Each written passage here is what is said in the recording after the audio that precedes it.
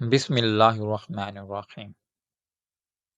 दादी ने ज़बरदस्ती मेरी शादी गाँव की लड़की से कर दी। मजबूरी में मैं उसे घर ले आया, लेकिन उसे मैं बीवी नहीं मानता था। वैसे वो मेरे सारे काम करती, लेकिन मैं उसे अपने बेड पर सोने तक ना देता। वो नीचे ज़मीन पर सोती। एक दिन उसने मुझे हाथ लगा कर जगाया तो मुझे इतना गुस्सा आया कि मैंने उसे बेइज़्ज़त करके कमरे से निकाल दिया और फिर सो गया। जब मेरी आँख खुली तो मुझे पछतावा हुआ और मैं उसे पूरे घर में ढूँढने लगा, मगर वो नहीं मिली। तभी मैंने देखा कि उसे वो दिन याद आ रहे थे जब वो दादी के साथ उनकी दूर की सहेली के घर पहुंचा था। दादी की सहेली शहर से इतनी दूर और छोटे से गांव में रहती थी। माँ-बाप के एक्सीडेंट के बाद उसे दादी ने अपनी निगरानी में रखा था। गांव की ज़मीनों से इतना आ जाता था कि उसे घर में किसी चीज़ की कमी का एहसास ना हुआ। सिर्फ एक दादी थी जिनकी ज़ुबान पर एक ही बात रहती थी, इस घर में एक बहू की बहुत कमी है। वो हँसकर उनकी बात को हवा में उड़ा देता था। दरअसल अभी तक उसे अपनी आइडियल मिली ही नहीं थी। लेकिन जब वो दादी के साथ गाँव आया, तो ज़िंदगी ने एक नया मोड़ ले लिया। उनको अपनी सहेली की पोती बहुत पसंद आई और उसे ज़बरदस्ती कुर्बानी का बकरा बना दिया। शहर वापस आते हुए लाल जोड़े में वो भी उसके साथ आ गई थी। ज़ैन ने अपनी जीवन साथी के मुतालिक जो-जो सोच रखा था, वो चिकना-चूर हो चुका था। उसने सोच लिया था कि वो उसे कभी भी बीवी का दर्जा नहीं देगा। छुट्टी का दिन था, इसलिए उसे उठने के लिए कोई जल्दी नहीं थी। वो 12 बजे तक सोता रहा और 12 बजने के बाद जब उसकी नींद पूरी हो चुकी थी, तो वो फ्रेश होने लगा। वॉशरूम चला गया। जब बाहर निकला तो उसकी ब्लू कलर की शर्ट बेड पर पड़ी हुई थी, मतलब आज उसे ब्लू शर्ट पहनने को कहा जा रहा है। अब वो उसी के प्रेस किए हुए कपड़े पहनने लगा।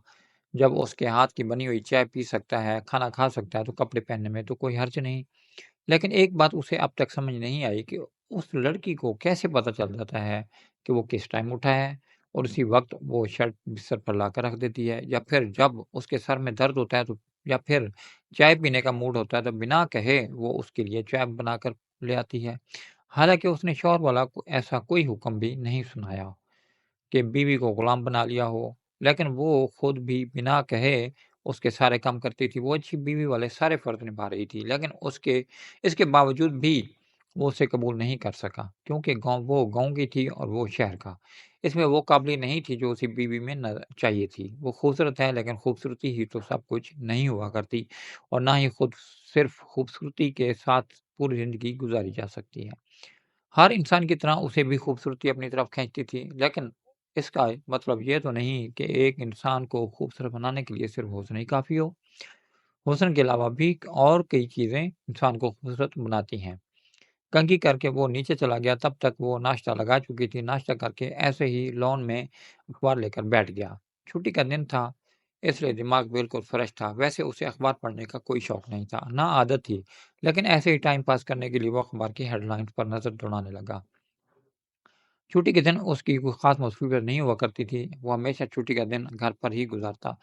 उसने अपने सारे ख़्वाब अपनी होने वाली जीवनसाथी के लिए समेट रखे थे, लेकिन उसके ख़्वाब टुकड़े-टुकड़े हो चुके थे। दादी के आने के में अभी 1 हफ़्ता बाकी था। अचानक अखबार पढ़ते-पढ़ते उसे एहसास हुआ कि कोई उसे देख रहा है। उसने नज़रें उठाकर दाएँ-बाएँ देखा, लेकिन उसे कोई नज़र नहीं आया। वो एक बार फिर अखबार पढ़ने लगा, लेकिन कुछ लम्हे के बाद उसे फिर महसूस हुआ जैसे उसे कोई मुस्तकिल देख रहा है। इस बार उसने दाएँ-बाएँ देखा और फिर सामने देखा, तो उसे पता चला वो लड़की किचन की खिड़की जो बाहर लॉन की तरफ खुलती है, उसे चुपके-चुपके देख रही थी। उसकी चोरी पकड़ी जा चुकी थी, शायद इसलिए वो खिड़की से गायब हो गई थी। उसे कुछ अजीब-सा लगा। वो 2 दिन पहले जब सुबह के वक़्त वो गहरी नींद में सो रहा था, अचानक एक आवाज़ से उसकी आँख खुली, तो उसने चादर से देखा वो लड़की हाथ बाँधकर उसे बड़े गौर से देख रही थी। उसे हैरत का झटका लगा। फिर वो चादर के अंदर से आँखें खोलकर उस लड़की को देखने लगा जो उसे लगातार देखे जा रही थी। उसे नहीं पता वो भी उसे देख रहा है, लेकिन अगर उसे पता होता तो वो शायद हड़बड़ाकर वहाँ से बाहर निकल जाती। वो सुबह काफ़ी देर तक उसके बारे में सोचता रहा। आज एक बार फिर वो उसे लगातार घूर रही थी। क्या वो हमेशा उसे ऐसे ही देखती है? जब वो चाय पी रहा होता है या वो खाना खा रहा होता है? लेकिन क्यों? दिमाग ये समझने से खाली था। मगर उसने खुद में नया बदलाव महसूस किया कि वो अखबार बिल्कुल भी नहीं पढ़ पा रहा था। पता नहीं क्यों वो फिर से अपना ध्यान अखबार पर नहीं दे पा रहा था। वो इन्हीं सोचों में उलझा हुआ बैठा था कि वो उसके पास आ गई। उसके कपड़ों से आने वाली खुशबू भी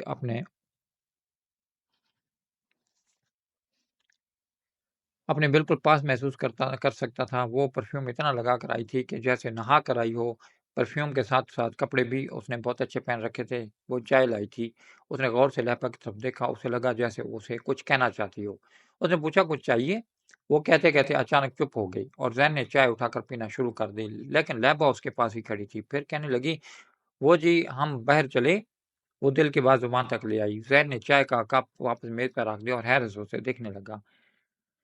कहने लगी, "जी, वो मौसम अच्छा है, हमने सोचा वो बाहर चलेंगे, जैसे फ़िल्मों में हीरो-हीरोइन जाते हैं।" उसने शर्माकर अपनी लंबी चोटी से खीलते हुए कहा, "ओहो! किसी खुशफ़हमियाँ हैं मैडम को, मैं तो हीरो लगता ही हूँ, पता नहीं खुद को किस फ़िल्म की हीरोइन समझ रही है।"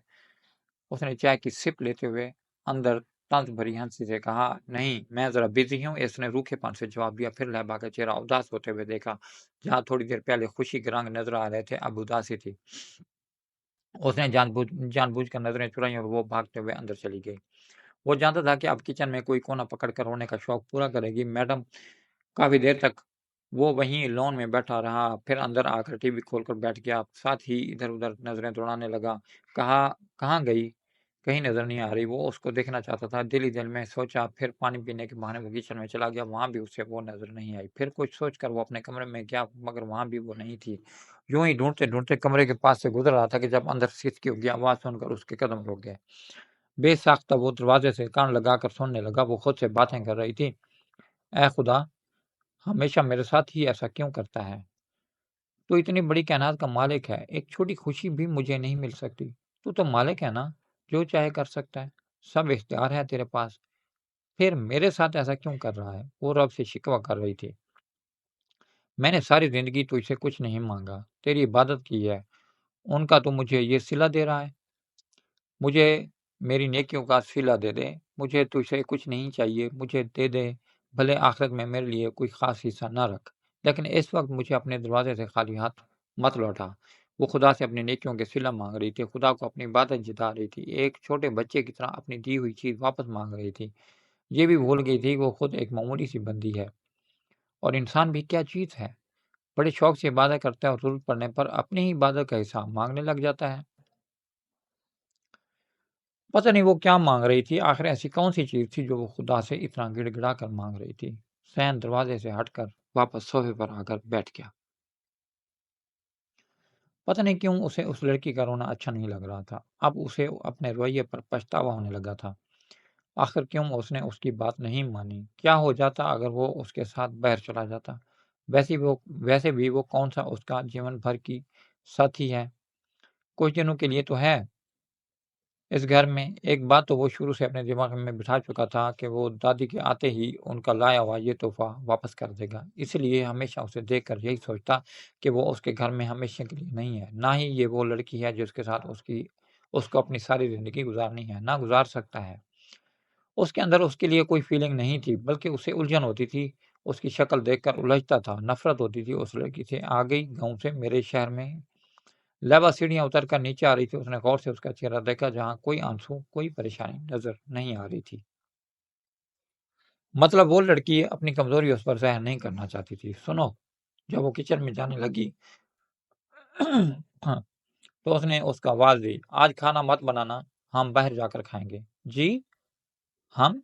उसने पूछा। "हाँ, हम मतलब हम दोनों।" वो मुस्कुरा दी और हाँ, कपड़े भी अच्छे पहन लेना, अगर इस तरह के कपड़ों में जाओगी तो सभी हँस-हँस कर मज़ाक उड़ाएँगे। जी, वो हाँ, मुस्कुराते हुए कमरे में चली गई। पता नहीं क्यों इस बार ज़ैन को अपने अंदर सुकून-सा महसूस हो रहा था। वो अपनी ज़िंदगी में यही तो चाहता था, लेकिन इस तरह बिल्कुल नहीं। वो अपनी बीवी का हाथ पकड़कर सड़क पर पैदल चलना चाहता था, होटल में खाना खाना चाहता था। उसने आइडियल के तौर पर अपने लिए एक अलग ही बीवी की ख़्वाहिश की थी, लेकिन इस किस्म की नहीं। वो दोनों 7 बजे ही घर से रवाना हो गया, 3 घंटे बाद लौटे क्योंकि वो थक चुका था और वो थोड़ा आराम करने के लिए अपने कमरे में चला गया और फिर एक दिन उस पगली सी लड़की ने उसकी पसंदीदा रेड शर्ट जला दी।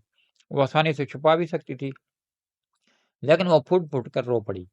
उसके सामने और कहा कि मैं माफ़ी चाहती हूँ, मैंने आपकी पसंदीदा शर्ट जला दी। तो उसने कहा कि इसके लिए इतने आँसू बहाने की क्या ज़रूरत है, वो भी मगरमच्छ के आँसू। वो कहने लगी, नहीं, मैं बहुत शर्मिंदा हूँ। उसने कहा कि तुम आसानी से इसको छुपा भी सकती थी। ये बात रेड रंग की और भी शर्ट मेरे पास है और हर शर्ट का तो मैं हिसाब नहीं रखता, फिर तुमने इतनी बड़ी गलती करके क्यों बताई है? मैं आपसे झूठ बोल सकती हूँ, खुदा से नहीं। आपको झूठ बोलकर मैं बच भी सकती हूँ, मगर खुदा से कैसे झूठ बोल सकता हूँ? वो तो ये बातें सुनकर हैरान हो गया, पता नहीं कैसी पागल लड़की हैं, ऐसी लड़कियाँ भी होती हैं दुनिया में। वो सारे रास्ते उसके बारे में ही सोचता रहा। वो अपने दोस्तों की जब शिकायतें सुनता कि वो अपनी बीवियों के बारे में कैसी-कैसी बातें करते हैं, हैरान हो जाता कि कौन सही है, ये अनपढ़ गाँव की लड़की या वो पढ़ी-लिखी मॉडल लड़कियाँ, जो अपने शोहरों पर हुकूमत करती हैं, ना खाना बनाना, ना बच्चों को सँभालना, हर वक़्त मेकअप से लदे रहना, हँस-हँस कर हर मर्द से बात करना, उसे इस किस्म की औरतें कुछ अजीब ही लगती थीं। लेकिन वो अपनी ज़िंदगी में एक बहुत अलग तरह की लड़की देख रहा था, एक ऐसी लड़की जो उसने आज तक कभी नहीं देखी थी। एक वो बीवियाँ जो शौहरों की हर बात पर एतराज़ करती हैं और एक ये है कि अगर उसे कहा जाए कि रात सफ़ेद है, तो ये अपने शौहर की हाँ में हाँ मिलाएगी। ये लड़की जो अपने शौहर को सब कुछ मानती है, इस लड़की के साथ रहते हुए उसे 2 महीने हो चुके थे और इन महीनों में उसने नोट किया था कि वो लड़की कभी झूठ नहीं बोलती। बिना मकसद, बिना मतलब कोई बात नहीं करती। अब वो फर्श पर लेट गई थी, उसने कभी नहीं कहा कि मेरा हक अदा करो। बेड पर सोना है, मेरा हक है। वो हमेशा रात को सोने सोने से पहले कोई न कोई अजीब-सा टॉपिक पकड़ कर उससे सवाल करती थी। वो कभी-कभी तो उसे गुस्से से झिड़क भी देता था, मगर वो कभी उसके गुस्से पर नाराज़ नहीं होती थी। लेकिन आज वो खामोशी से सोने के लिए लेट गई। उसे हमेशा रात को उस लड़की की बातें बहुत बुरी लगती थीं। लेकिन अजीब बात तो ये थी कि अगर वो लड़की बात ना करती तो वो उलझन का शिकार हो जाता। और एक दिन उसके पूछने पर कि क्या तुम हमेशा यही कपड़े पहनती हो? तो उसने जवाब दिया कि जी मेरे पास इतने ही कपड़े हैं। और बाकी वो कितने कपड़े हैं तुम्हारे पास? जी 3, उसने सादगी से जवाब दिया। जबकि वो हैरान हुआ, जिस लड़की के शौहर की इतनी अच्छी तनख्वाह हो, उसकी बीवी के पास सिर्फ 3 सादा सूट। ये इतनी अजीब बात उसको लगी। उसके खुद ढेरों कपड़े थे और उसने उससे कभी कुछ नहीं माँगा। क्यों नहीं माँगा? उसे माँगना चाहिए था, ये उसका हक था। तुमने पहले क्यों नहीं बताया? वो दुःख से पूछ रहा था। वो बस मुझे याद ही नहीं रहा। अच्छा ठीक है, हम कल चलेंगे शॉपिंग करने, फिर तुम अपने कपड़े ले लेना। जी, आप सो जाओ। सुबह जब फजर की अज़ान हुई तो वो उसे उठाने लगी कि आप भी नमाज़ पढ़ लें। उसके छूने पर उसको अजीब-सा लगा। तुम्हारी हिम्मत कैसे हुई मुझे हाथ लगाने की? समझती क्या हो तुम खुद को? और क्या सोचकर तुमने मुझे हाथ लगाया?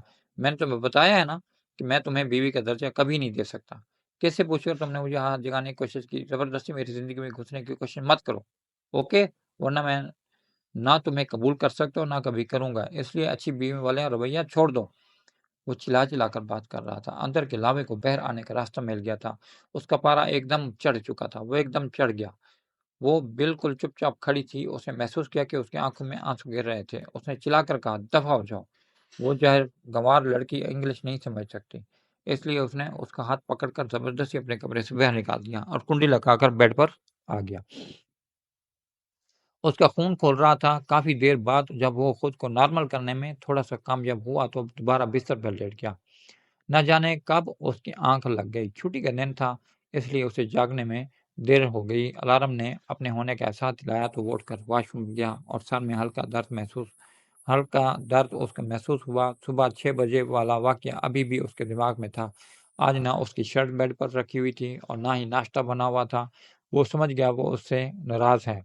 तुमने अच्छा नहीं किया। उसके साथ कितनी बुरी तरह से पेश आए। उसके दिल ने आवाज़ दी। वो किचन में चला गया, खुद अपने लिए नाश्ता बनाने लगा। फिर उसे एकदम महसूस हुआ कि नाश्ता बनाने में उसे कोई दिलचस्पी नहीं है। इतने दिनों से वो उसके हाथों का नाश्ता खा रहा था। खुद खाना बनाने की उसकी आदतें खत्म हो चुकी थी। वो बिना नाश्ते के किचन से बाहर आ गया। वो सोफ़े पर ठहर सा गया। वो ये सोचकर खड़ा हो गया कि ये कहाँ चली गई? घर के कमरों में उसे ढूँढने लगा, लेकिन उसे कहीं नहीं मिली। उसकी टेंशन में और इज़ाफ़ा हो गया। वो ऐसे तड़पने लगा जैसे मछली को पानी से बाहर निकाल दिया गया हो। कहाँ चली गई? वो सीढ़ियाँ उतरते हुए वो सोच रहा था। कहाँ चली गई? अगर चली भी गई तो उसे क्या? वो जहाँ भी जाए अच्छा है। इस घर से चली जाए। वो हमेशा यही तो चाहता था। लेकिन आज जब वो चली गई तो वो क्यों परेशान हो रहा था? वो खुश क्यों नहीं है? जबकि उसे तो बहुत खुश होना चाहिए था। क्या वो उसके लिए परेशान है? और जब दादी वापस आएँगी तो वो उन्हें क्या जवाब देगा? या नहीं, नहीं, दिल से फ़ौरन आवाज़ आई, वो दादी के लिए नहीं, खुद अपने लिए परेशान था। मगर क्यों? उसने दिल से पूछा, क्योंकि तुम मुझसे प्यार करने लगे हो। दिल ने एकदम सरगोशी की, वो गुमसुम सा हो गया। ये क्या कह रहा था दिल? वो उसे प्यार कैसे कर सकता है? वो तो उससे नफ़रत करता है। नहीं, दिल झूठ बोल रहा है। उसने दिल को झुठलाने की कोशिश की, मगर वो ऐसा नहीं कर सका, क्योंकि दिल झूठ नहीं बोल रहा था, सच कह रहा था। वो उसे प्यार करता हूँ, मैं उससे प्यार करता हूँ, बहुत प्यार। मुझे सिर्फ़ उसकी आदत नहीं होगी, मैं उससे प्यार भी करने लगा हूँ, मगर वो कहाँ है? उसने चिल्ला-चिल्ला कर पूरे घर से पूछा। पूरा घर खामोश था। उसे ज़िंदगी में पहली बार घर में अकेलेपन का एहसास हुआ। उसे पहली बार घर की खामोशी डरा रही थी। उसे पहली बार पता चला कि वो उसे मोहब्बत करने लगा है। वो जिसे अपनी ज़िंदगी का साथी बनाना चाहता था, वो यही लड़की थी। इसके अलावा और कोई हो ही नहीं सकती। उससे प्यारी तो कोई और हो ही नहीं सकती। इतनी मासूम, इतनी सच्ची, उसे जीवन साथी के रूप में सिर्फ़ यही लड़की चाहिए थी, और तो कोई हो ही नहीं सकती थी। उस जैसी लड़की दुनिया में कहीं भी नहीं है। अगर दादी उस पर भरोसा करती थी, तो बिल्कुल सही करती थी। वो वाक़ई अपने पोते के लिए सबसे अच्छी बीवी ढूँढ कर लाई थी। अगर वो खुद उनकी मर्ज़ी के खिलाफ किसी मॉडर्न लड़के से शादी करता, तो क्या होता?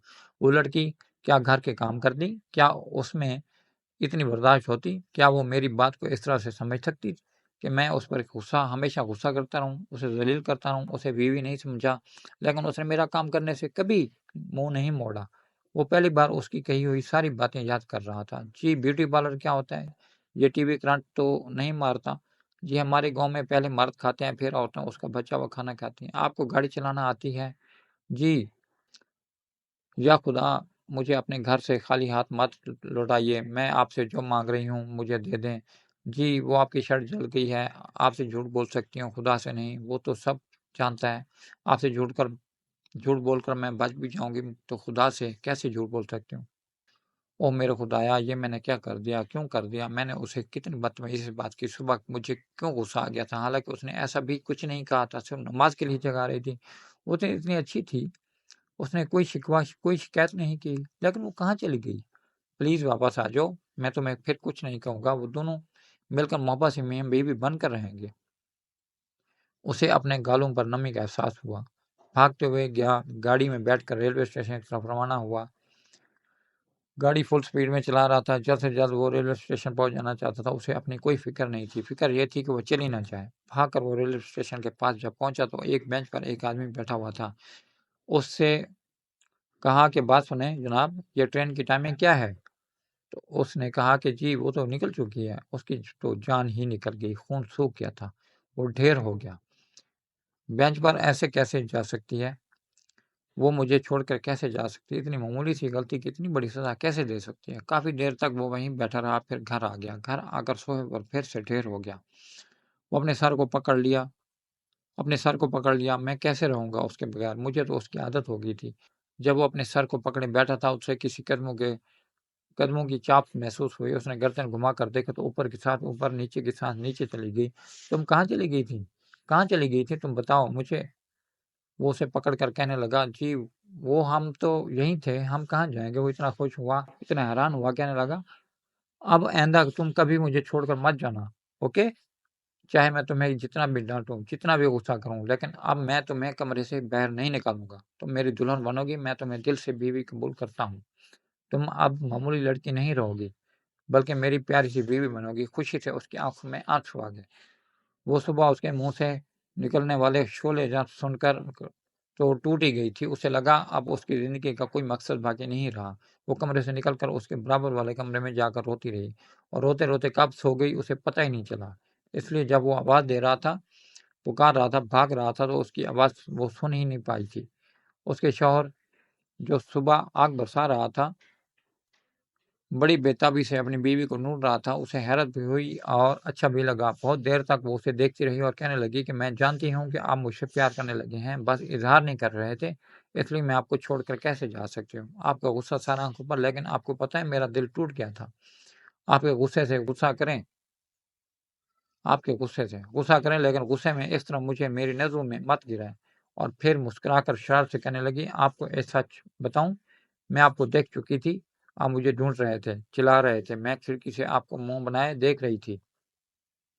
लेकिन मैं उस वक़्त आपके पास नहीं आना चाहती थी, क्योंकि आपने मुझे इतने दिन तंग किया है।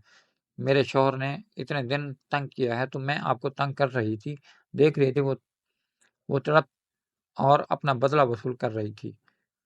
सुबह वो ऐसे नाराज़ सी, रोई थी, लेकिन आज की सुबह वो सब कुछ नहीं हुआ था। वो तो कभी अपनी मोहब्बत का इकरार ना कर पाता, ये तो किस्मत का फ़ैसला था, जो होता है अच्छे के लिए ही होता है।